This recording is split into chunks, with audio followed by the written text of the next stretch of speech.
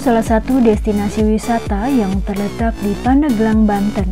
Lantaran lokasinya yang cukup pelosok, masyarakat menyebutnya surga tersembunyi.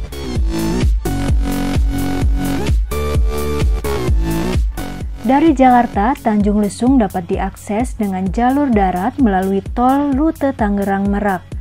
Perjalanan akan memakan waktu sekitar 3 jam untuk sampai pusat kota Pandeglang.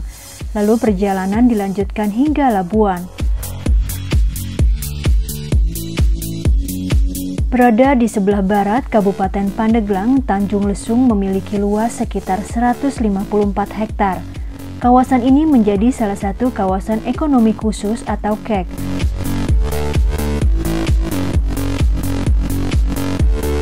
Pengembangan KEK Tanjung Lesung difokuskan untuk kegiatan pariwisata dan ekonomi kreatif.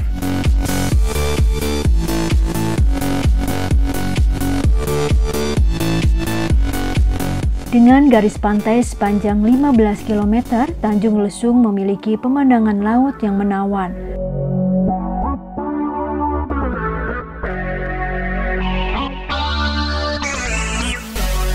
Pantai pasir putih dan eksotisme kehidupan bawah laut membuat wisatawan akan betah berlama-lama di Tanjung Lesung.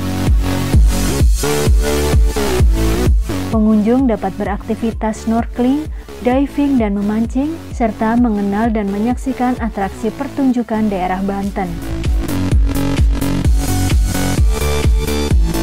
Tanjung Lesung juga dikenal sebagai situs warisan budaya, karena lokasinya dekat dengan Taman Nasional Ujung Kulon, Gunung Krakatau, dan Pulau Umang.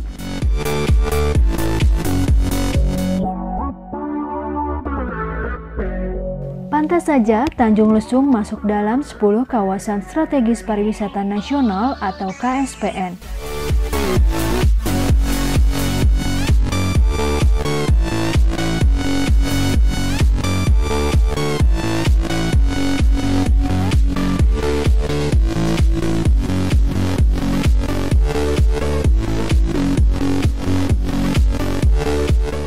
Tujuannya mewujudkan kawasan wisata primadona berkelas dunia seperti halnya Bali.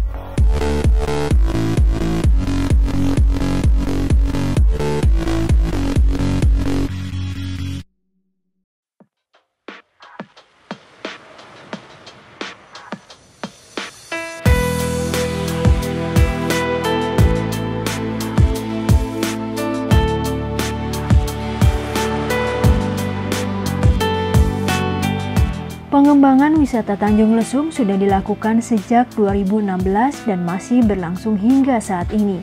Kementerian Pekerjaan Umum dan Perumahan Rakyat (PUPR) merealisasi infrastruktur yang dibutuhkan. Adapun proyek infrastruktur yang kini tengah dikerjakan adalah pembangunan jalan tol Serang-Panimbang. Jalan tol ini menjadi akses pendukung ke Tanjung Lesung dan Taman Nasional Ujung Kulon, sehingga aksesnya akan lebih mudah dan efisiensi waktu perjalanan. Tol ini juga akan tersambung dengan tol Jakarta-Merak.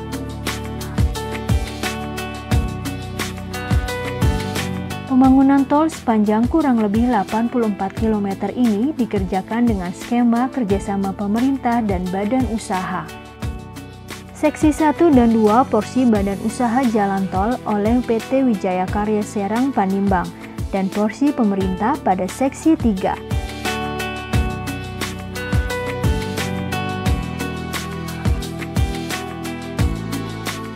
Tol ini dibangun dengan biaya investasi sebesar 5,33 triliun rupiah, ditargetkan akan beroperasi pada 2022 mendatang.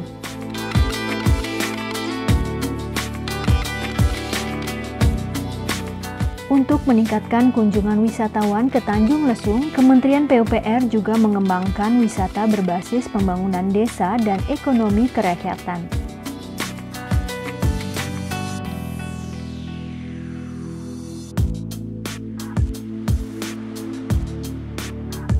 Potensi batik Cikadu dan agrowisata Salak Purus didorong melalui pengembangan kampung wisata Cikadu agar bisa menjadi destinasi pariwisata baru.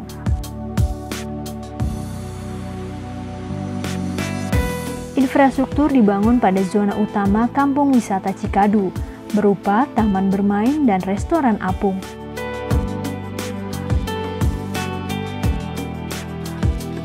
Selain itu, pada kawasan pendukung dibangun gerbang kawasan Boulevard, Plaza, pendopo, pelataran parkir, galeri batik, dan kerajinan.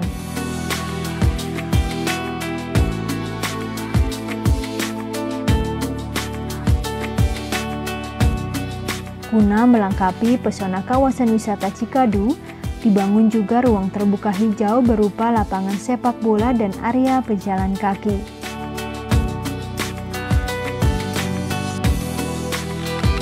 Turut pula disediakan fasilitas penyehatan lingkungan berupa toilet wisata dan tempat pengolahan sampah.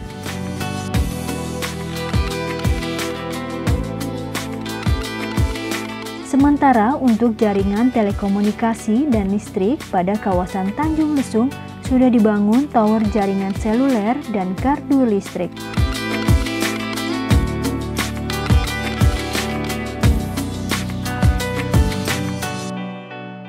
Kami juga berharap sama-sama berbagi tugas supaya program ini bisa berjalan dengan baik. Sehingga betul-betul apa yang menjadi harapan Bapak Presiden Jokowi untuk lahirnya di Second Bali atau Bali Baru, 10 Bali Baru salah satunya yang ada di Kabupaten Pandeglang ini, yaitu kawasan ekonomi khusus Tanjung Lesung, bisa tercapai dengan baik. Sasaran kami untuk membuat kampung-kampung wisata dan ekonomi kreatif yang akan kami hidupkan, program yang maha strategis ini bisa sukses di Kabupaten Pandeglang.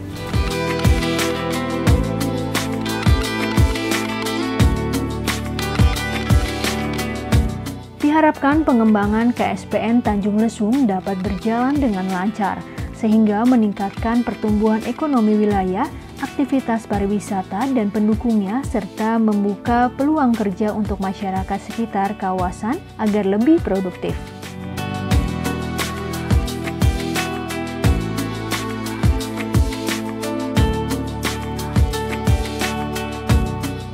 Tak hanya Tanjung Lesung, Tanah Jawa lainnya juga menjadi kawasan strategis pariwisata nasional.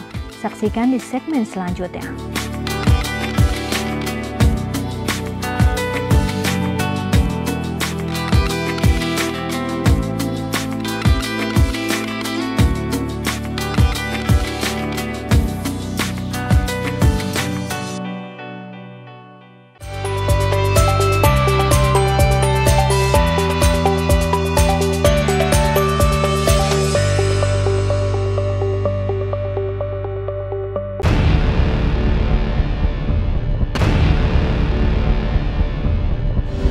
Besar yang kita letakkan di monumen ini bukanlah pekerjaan satu generasi.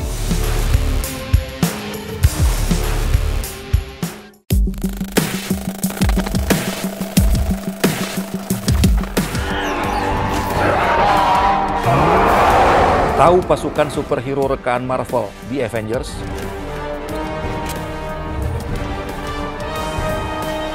Tahu musuh bebuyutan pasukan Avengers bernama Thanos?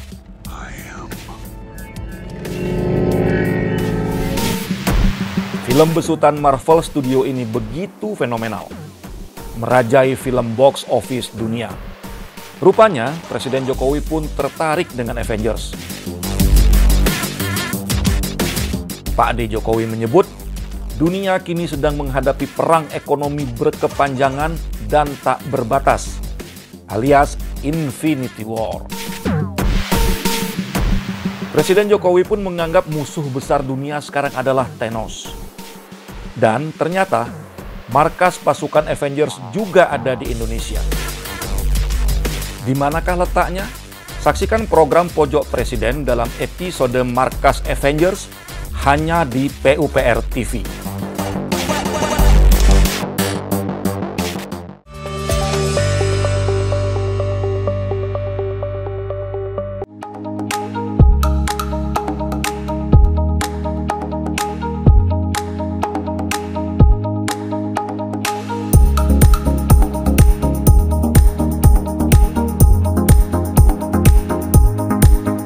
Candi Borobudur, salah satu keajaiban dunia yang berada di kaki dataran tinggi Menoreh, merupakan situs sejarah yang dibangun pada abad ke-9 Kerajaan Sailendra.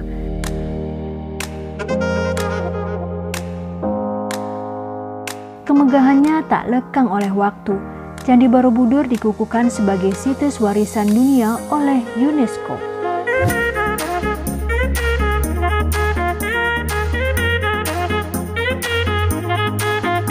Kini pemerintah telah menjadikan kawasan Borobudur sebagai kawasan strategis pariwisata nasional atau KSPN dan masuk dalam 10 destinasi wisata prioritas.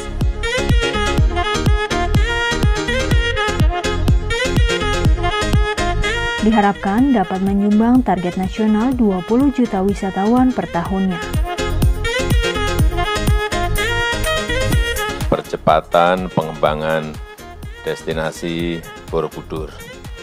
Sebelumnya saya ingin menegaskan lagi bahwa di tengah gejolak ekonomi global, sektor pariwisata bisa menjadi motor peningkatan devisa, menciptakan multiplier effect, serta mendorong laju pertumbuhan ekonomi baik nasional maupun daerah.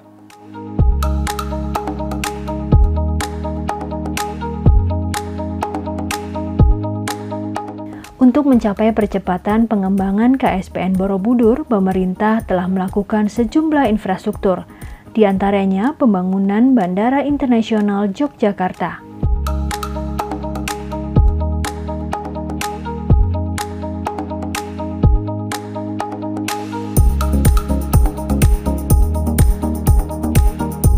Memiliki panjang runway hingga 3.000 meter menjadikan bandara ini bisa disinggahi pesawat berukuran besar.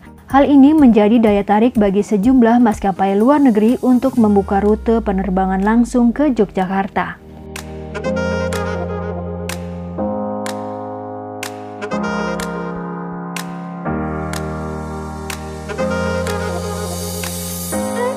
Infrastruktur lainnya berupa proyek pembangunan jalan tol Jogja-Magelang-Bawen dan akses jalan dari Kulon Progo menuju kawasan Borobudur.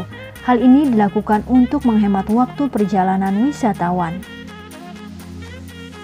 Setelah konektivitas kita rampungkan, saya juga minta tata ruang, tata kelola, manajemen semuanya segera dibenahi, rencana induk, kemudian rencana detail pengembangan kawasan pariwisata Borobudur juga harus segera diselesaikan dan harus segera ditetapkan. Begitu juga pengaturan tata ruang dan penentuan zona-zona pembangunan pariwisata harus segera disepakati, kita atur bersama dan kita kendalikan.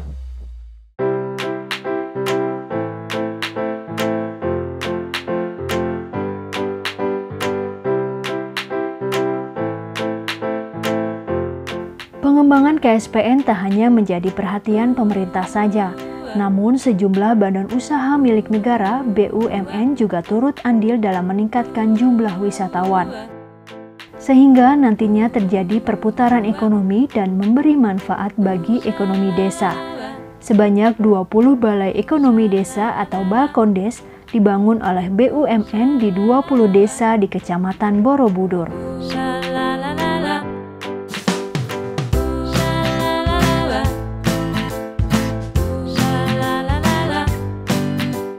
Didirikannya Balkondes yang kemudian asetnya diserahkan kepada pemerintah desa ini dapat menjadi solusi dan daya tarik tersendiri, membuat para wisatawan mau menambah lama waktu tinggalnya di Borobudur.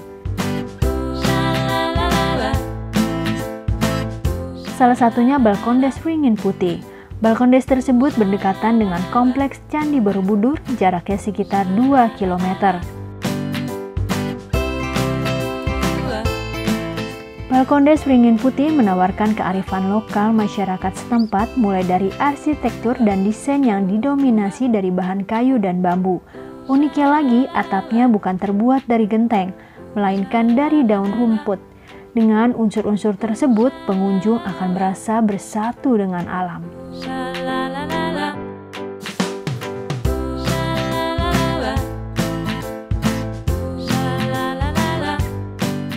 Kita dari desa itu awal mulanya kerjasama dengan Pertamina, dan di situ kita menggunakan lahan yang milik desa. Di sini luasnya kurang lebih 1,5 hektar.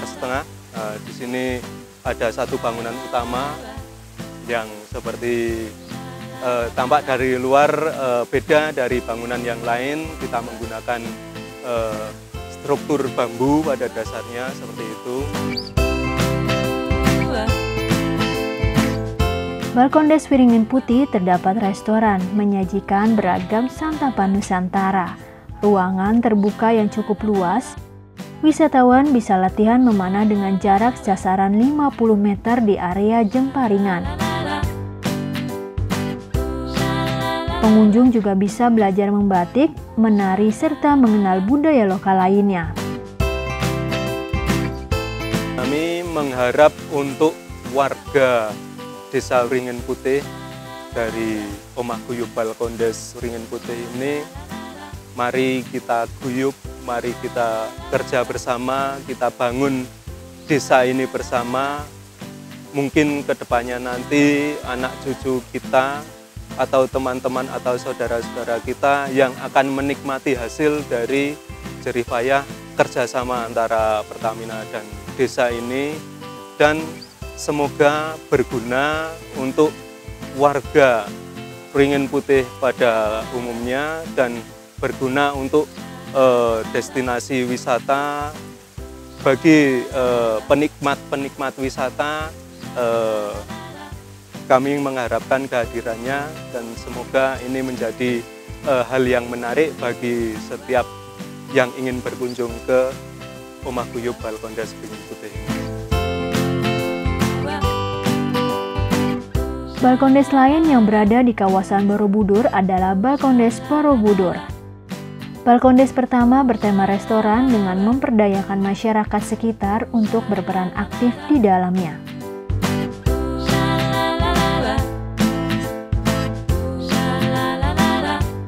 Jadi Balkondes Borobudur itu adalah sebuah pilot project, pilot percontohan untuk penggerak pariwisata berbasis ekonomi masyarakat. Balkondes sendiri kan singkatan dari Balai Ekonomi Desa ya. Ini sebagai pilot projectnya dengan PT Taman Wisata Candi Borobudur sebagai starternya. Jadi dia sebagai penggagas, sebagai ide, bekerja sama dengan pihak desa melalui BUMDes, Badan Usaha Milik Desa. Konsep Balkondes tempat peristirahatan berupa restoran yang menyajikan berbagai kuliner Jawa. Balkondes ini juga menyediakan sarana penginapan sebanyak 15 kamar, dilengkapi fasilitas air hangat dan jaringan internet gratis.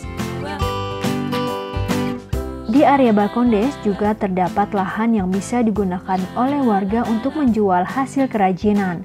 Di samping itu, banyak kesenian dan kegiatan yang diadakan Balkondes tersebut. Dengan adanya sarana penunjang ini diharapkan dapat menambah kunjungan wisatawan baik dalam negeri maupun mancanegara ke kawasan Borobudur. Pengembangan dan pembangunan yang berkesinambungan ini diharapkan Master Plan KSPN Borobudur tahun 2025 dapat terlaksana, serta menjadi penyumbang kemakmuran ekonomi masyarakat sekitar. Kementerian PUPR mengangkat kemegahan Borobudur sebagai pusaka bangsa kini dan nanti.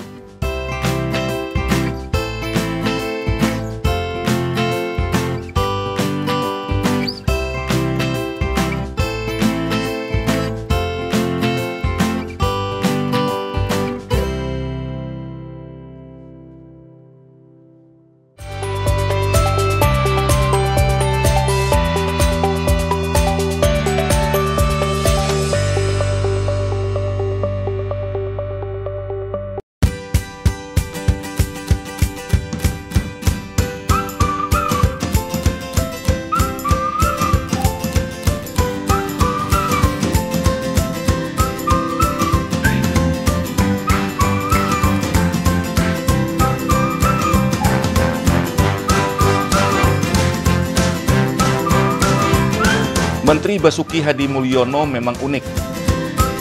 Gayanya santai, bicaranya ceplas-ceplos, juga suka bercanda. Jago main drum, gitar pun bisa.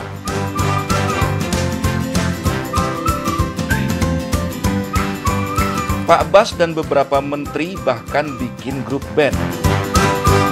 Ele-io Band namanya. Pernah manggung di Java Jazz juga. Di dunia maya, Pak Bas dijuluki Bapak Meme Indonesia. Apa saja gaya Menteri Basuki yang jadi viral? Saksikan program Pojok Menteri dalam episode Gaya Nyentrik Menteri PUPR. Hanya di PUPR TV.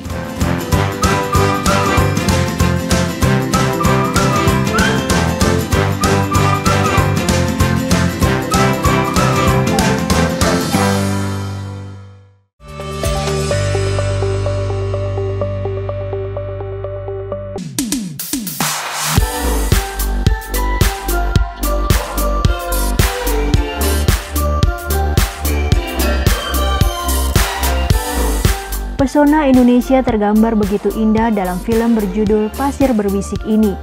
Film yang dibintangi Christine Hakim dan Dian Sastro ini mengambil latar Gunung Bromo dan sekitarnya. Film yang meraih banyak penghargaan internasional ini membuat Gunung Bromo terus dibanjiri pengunjung semenjak awal tahun 2000. Padang pasirnya memang keren dan patut untuk dikunjungi. Taman Nasional Bromo Tengger Semeru merupakan salah satu destinasi wisata yang paling banyak dikunjungi di Indonesia, menampilkan keindahan alam yang sayang untuk dilewatkan. Kawasan gunung berapi terbesar di Jawa Timur ini ditetapkan menjadi Taman Nasional pada 1982. Ketinggiannya mencapai 2.329 meter dan memiliki konstruksi tubuh bersinggungan di antara lembah dan ngarai, serta dikelilingi kaldera atau lautan pasir luas kurang lebih 5.300 hektar. Oleh karena itu, Bromo Tengger Semeru ini masuk dalam kawasan strategis pariwisata nasional atau KSPN. Dinilai besar potensinya untuk dikembangkan guna menambah devisa negara. Gunung Bromo terletak di antara 4 kabupaten, yaitu Kabupaten Lumajang, Malang, Pasuruan, dan Probolinggo.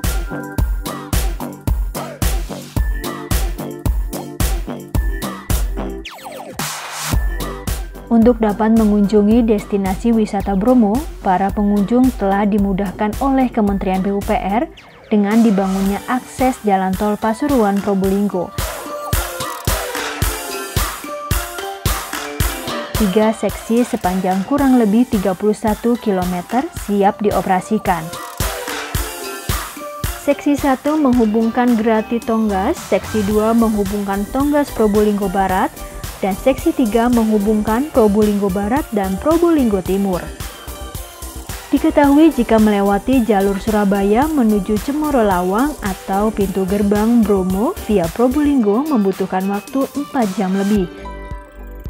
Kini dengan adanya tol yang terhubung hingga Probolinggo mampu memangkas waktu lebih dari 1 jam perjalanan. Kita lihat dari Jakarta, dari Cawang sampai Probolinggo. Sekarang ini sudah tembus sepanjang 840 km tembus. Kalau dimulai dari ujung barat Pulau Jawa di Merak sampai Probolinggo juga sudah tembus sepanjang 962 km. Kalau nanti dari Merak sampai Banyuwangi itu 1.148 km, berarti kurang 186 km. Insya Allah tembusnya tahun 2021.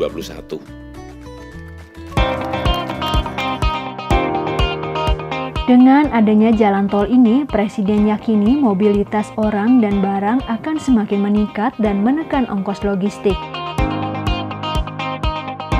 Upaya meningkatkan kunjungan wisatawan, Kementerian PUPR juga membangun menara pandang berada di Desa Ngadisari, Kecamatan Sukapura, Kabupaten Probolinggo. Puncak Seruni Point, beautiful viewpoint yang menyerupai The Great Wall. Dengan hamparan hutan pinus nan hijau serta sejuknya udara sekitar, dari sini wisatawan bisa menikmati keindahan sunrise. Nah, dalam rangka pengembangan kepariwisataan, di mana Bromo Tengger Semeru ini menjadi salah satu ikon 10 destinasi wisata unggulan, kita sendiri akan menambah fasilitas pariwisata di sana. Harapan kita pengunjung akan makin bertambah, khususnya dari manca. Kita akan mendukung penuh Badan Otorita ini untuk mengembangkan pariwisata yang ada di Bromo Tengger Semeru ini. Puncak Seruni Point ini diresmikan langsung oleh Bupati Probolinggo pada 2018. Untuk sampai puncaknya, pengunjung harus menaiki 256 anak tangga.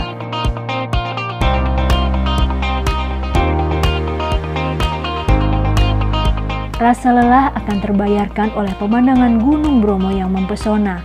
Di kawasan ini juga terdapat pagar keliling dan pembangunan pembangkit listrik tenaga surya atau PLTS dan pos PLTS.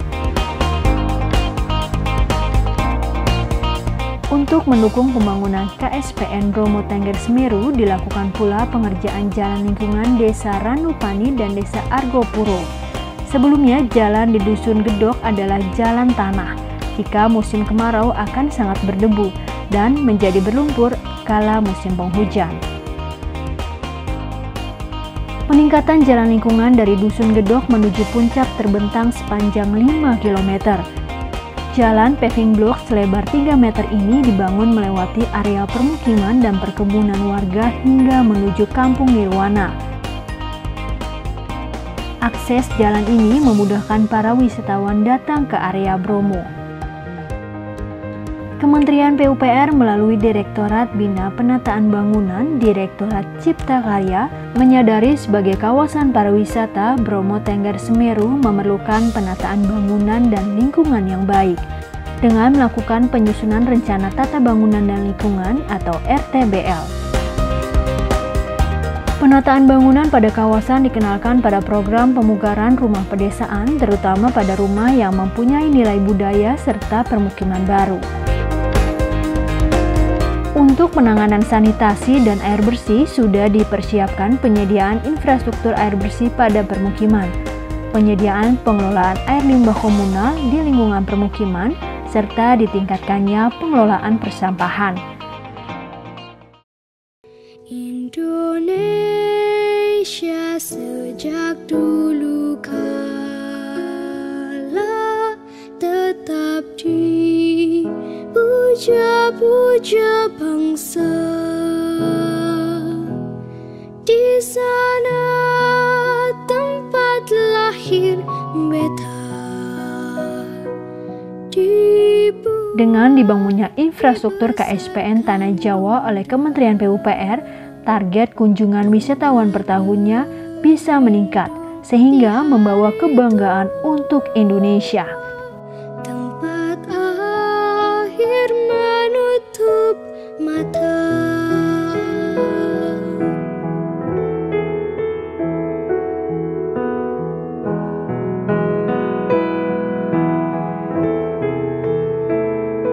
Sungguh indah tanah air beta, tiada bandingnya di dunia. Karya indah Tuhan Maha Kuasa bagi bangsa yang memujanya.